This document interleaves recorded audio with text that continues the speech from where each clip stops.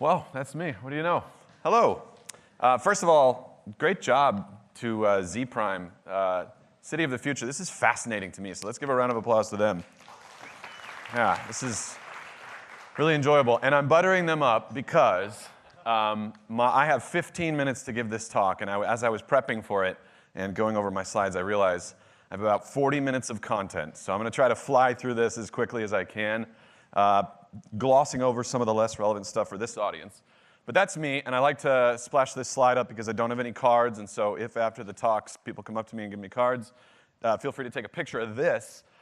I'm going to flash this up at the end of the talk as well, because otherwise we do this awkward thing where it's like, oh, I'll take your card, I don't have one, and I'm just having that discussion with you all now, just in case. All right, so now for something completely different. We're going to talk about augmented reality beyond sight, and the way that I think you can kind of contextualize this talk in the context of the conference is these are maybe the early building blocks for potentially thinking about how technologies such as these might be incorporated into the city of the future.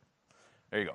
That said, we're not going to touch on data too much today, which is something I don't get to say very often, so that's exciting. This is my bona fides, so you know why I'm standing up here talking to you. I have some experience working for different companies in immersive media. Now I work at Bose, and it might seem a little odd to be an augmented reality evangelist at Bose, but I'm going to talk about that in the middle of the talk when I do a shameless plug. But let's start, if we could. Oh, I pressed the wrong button. I hope that didn't screw it up. Okay, great. With story time. Here we go. Look at these great slides. I put these together myself, so feel free to have a good laugh, but hopefully they can tell the story. This is just the clip art I found on the internet and my own slide, PowerPoint skills. So, Good Samaritan, 2052. Just imagine it's 2052, and let's say we're in San Antonio. Anybody familiar with the story of the Good Samaritan? Not familiar with the story of the Good Samaritan. Okay, I don't normally get like hearty no's. That's good. That's good. So what's the story of the Good Samaritan? Just briefly. Help the strange person on the road. It's like a New Testament story in the Bible.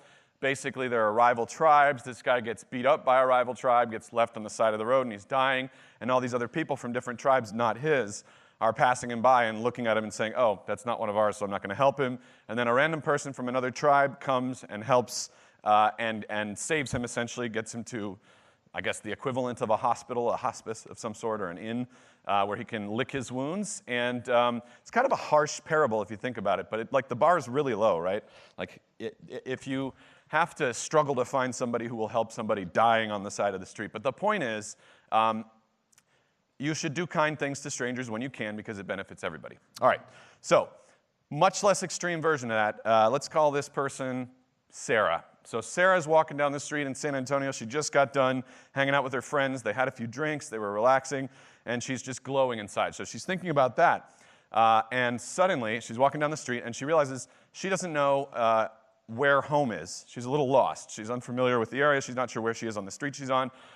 So she focuses inward on her sixth sense, and this little device that she's wearing in the middle of her chest that buzzes when she's close to magnetic north, she starts to listen to that device, mentally listen.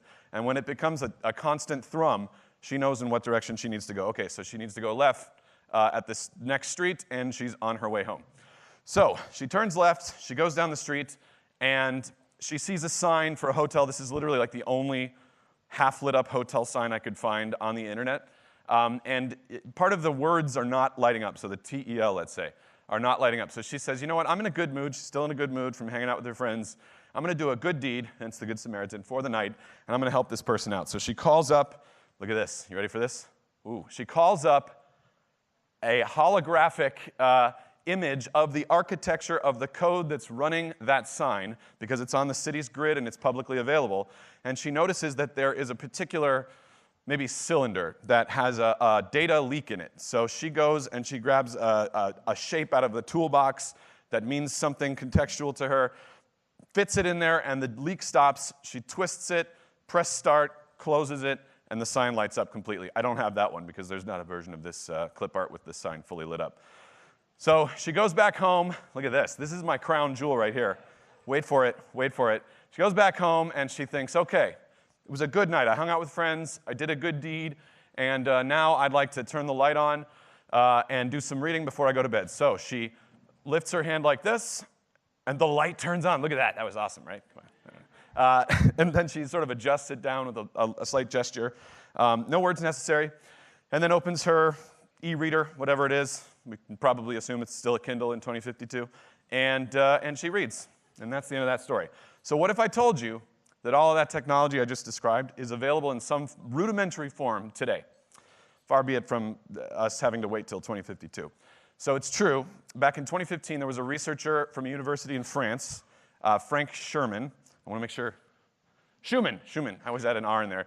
And he created a magnetic belt that people could wear that buzzed in the direction of magnetic north. Now, magnetic north, I've learned so much about this since working at Bose, story for another time, is not the same as true north, and there's such a thing as magnetic declination. So you have to account for a person's location in the world, but nonetheless, it's an interesting and useful marker that can root you in an absolute position depending on where you are, right?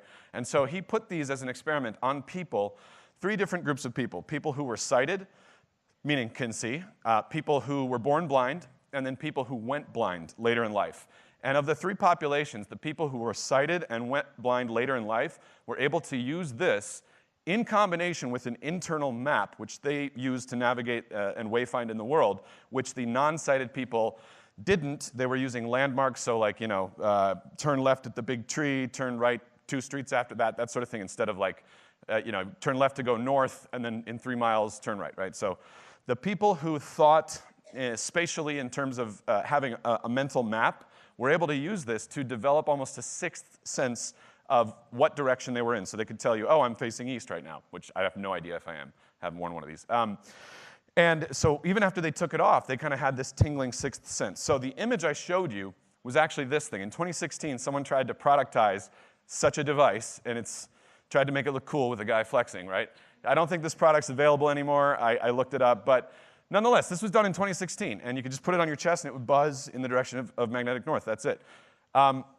So that exists. The piece where I told you about calling out the holographic interface, this is a funny guy from Epic Games who helped Microsoft announce HoloLens 2 a couple of days ago at Mobile World Congress in Barcelona. HoloLens is Microsoft's, they call it mixed reality. It is augmented reality headset. And it is actually pretty amazing. I'm pretty high on HoloLens. HoloLens 2, HoloLens 1, has anybody here heard of HoloLens? Or who's tried a HoloLens? So you remember where you have to use this sort of like gesture with your finger, right? So you have to turn your finger into a mouse pointer in HoloLens 1. Well, in HoloLens 2, you can literally just physically move around. It has a bunch of hand gesture recognition built in, so you can manipulate objects like if you were watching Minority Report, a movie that kind of pioneered that. So that's already available, and there are already very serious applications. They're targeting it mostly at businesses, at hospitals, people doing in serious industry, remote work, et cetera. That piece exists, and then this guy, Jordan Schutz from PubNub, I happened to see a talk with him at a conference in San Francisco last week, and I thought it was a relevant example. So he gave an example of wearing a Magic Leap, which is another augmented reality headset that has a lot of buzz in the industry today because the company has just been raising billions of dollars for years, and they've finally announced their device, and there's a lot of interest from developers in it. So in concert with a service from his company, PubNub, he put together a demo with a video, which I couldn't find, unfortunately, for this, where he literally is wearing the headset. He does a gesture like I just imagined in 2052 Sarah did, and he was able to turn on and off the light by some sort of flick of the wrist, and then also adjust the brightness just with the gesture. So all of the building blocks are there in some sort of rudimentary form, and all of these also represent, well, most of them. I guess the HoloLens 2 is in combination with visual. Augmented reality that isn't necessarily based on your visual cortex and serving you information there. So let's back up. What is AR? I went and I did some research on the internet, as we are wont to do, and I looked up the Google definition. Google says augmented reality is a technology that superimposes a computer-generated image on a user's view of the world. Okay, that's pretty specific. Now that's fair because Google has a vested interest in visual-based augmented reality. They've spent billions of dollars in research and productizing things like AR Core, which lets your smartphone have, Childish Gambino on it, dancing around, if you've ever seen that commercial. And a whole host of other projects that involve computer vision and augmented reality based on sight, so that's fine. Let's check Merriam-Webster. An enhanced version of reality created by the use of technology to overlay digital information on an image. Little closer, but still not quite there. I'm an impatient person, so we're just going to cross these out, and we're going to use the Ludden Dictionary, which I think casts a broader definition, and I would love to see this adopted more widely, or some version of this. An enhanced version of reality created by the use of technology to augment human capabilities in the real world. Is that fair? It's kind of fair, right? I mean, it doesn't have to be based on images. At least that's my thesis for this talk. So if we use this definition, and hopefully this sort of percolates, or maybe as people start to discover other forms of augmented reality are actually useful for real people, this will naturally happen.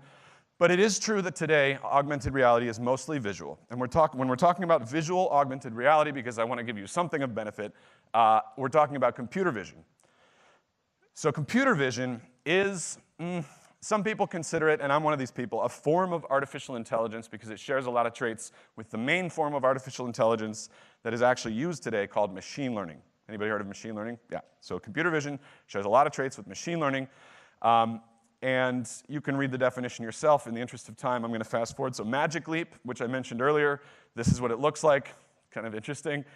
If you notice, it has a bunch of cameras all around it, right? And those cameras are using computer vision algorithms to sense the real world and build a digital mesh. So if I were wearing a Magic Leap right now, it would be scanning this room and trying to recreate these tables and these chairs so that when I wanted to place that very important Pokemon, it looked like the Pokemon was on the table or behind it instead of just sort of on a flat surface, right? So that's a lot of what computer vision is used for with augmented reality. HoloLens 2 also uses this. So do your mobile phones, by the way. If you're using an augmented reality app on an iPhone, you're using ARKit. If you're using one on Android, you're using ARCore. So computer vision is hugely important in visual-based augmented reality. Snapchat, here's an example of them using computer vision in their app so that you can take a look at those sweet sneakers and then go buy it with their Amazon referral link. Very commercializable technology. And you can actually make something similar yourself. It's very easy to get started. If you're a hacker, a creator, a technology enthusiast, check out Vuforia, Open Computer Vision, OpenCV. Wicked2, these are great services that let you do augmented reality demos and apps yourself. I've done a few. I won't go into details here, but they're kind of fun. And there's also a lot of tutorials online. That guy, Siraj, is a really great resource. And that's just a video showing how easy it is to get up and running with something that does object detection. So now we get back to augmented reality beyond sight and my shameless plug time. You may be interested to know that Bose is doing something in augmented reality, specifically non-visual augmented reality. So the tagline that we're throwing out there a lot is heads up and hands free, which I am, honestly, it's one of the reasons I joined the company. I'm all aboard this train. I'll tell you why in a sec. So I personally believe that even though we are primarily visual creatures, and a lot of our brain power is devoted to that, we've begun to reach around the maximum of what our visual cortex can take in terms of input. And just overlaying more information, having us stare at more screens. I wake up every morning, I look at my phone, and then I pull out my tablet, and then I have my PC, and then in the evening I'm looking at my TV. And I just really am on board the mission to expand the definition of how we can augment the human experience beyond our visual cortex. And Bose, fortunately, was right there for me, introducing this product last year at South by Southwest. I joined the company a few months ago. Bose AR is essentially audio first. So there's no, this is the first device that they ship in. They're called Bose frames. They don't actually have anything that you see. They're just sunglasses, confusingly enough. Well, they're sunglasses that are Bluetooth speakers, right? So you can take calls, make calls, you can listen to music, and it's directional sound. It's open ear, so you can actually hear the world, and it's not blocking you off, but there's not that much sound leak. They're pretty cool devices. They're experimental, and they have this little bundle of sensors in the top right, which is what Bose AR basically is at a hardware level. Those sensors are similar to what you have in your phone. There is a magnetometer, an accelerometer, and a gyroscope, and it can do things like recognize gestures, like if I double tap the side, if I nod yes or no. We've seen some developers create custom gestures where they're detecting if people are ducking, if they're doing jumping jack reps, if they're doing push-ups, if they're running. The building blocks of something interesting. They have to run via a mobile app because at the end of the day, they're basically a peripheral, a wearable, like a smartwatch, but on your face. And so right now, we have an iOS SDK. In a few weeks at South by Southwest, since we're close to Austin, I should plug this, Bose is going to be doing a ton there. So I recommend coming by. We're renting out a bar called Half Step. We're going to be at it for 3 days. If you want more information on this stuff, I'm going to try to move on quickly because I'm already over time. But basically, This is just the first of many form factors that Bose AR is going to come in. We've already started shipping products to consumers that have Bose AR in it. We haven't flipped it on. We haven't announced anything. We haven't done any major telling of people. What we have said is in 2019, we're going to have this a target platform of more than 1 million devices in the hands of consumers that they're actually already using because they love Bose. We can flip it on, and you can actually build apps that take advantage of Bose AR.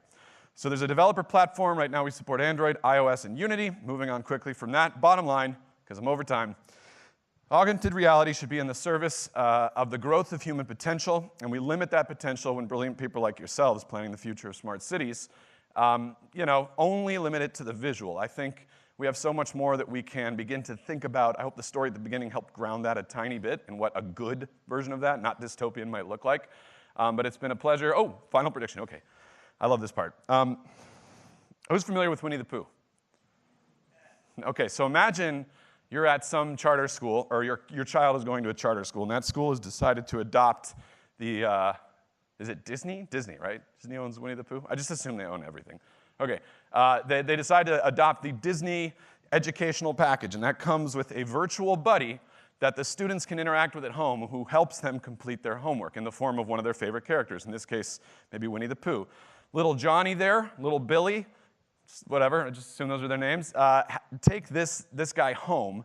They wear their glasses, or maybe it's beamed onto their eyes, and it helps them do their homework, but they also form a bond with it. And this little avatar can share memories between kids. And so when the kids get together, sometimes they like to have the avatar there, and they're starting to get really attached. So mom and dad are getting a little worried. They're saying, oh my gosh, our kids have imaginary friends. Like, what are we doing? They need to be, friends with real people, et cetera, right?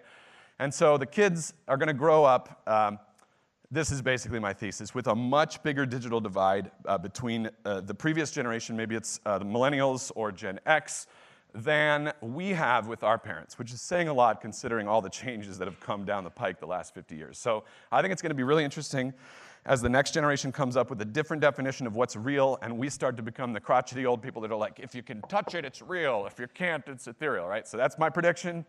Thank you guys for having me. I don't think I have time for Q&A, but thanks.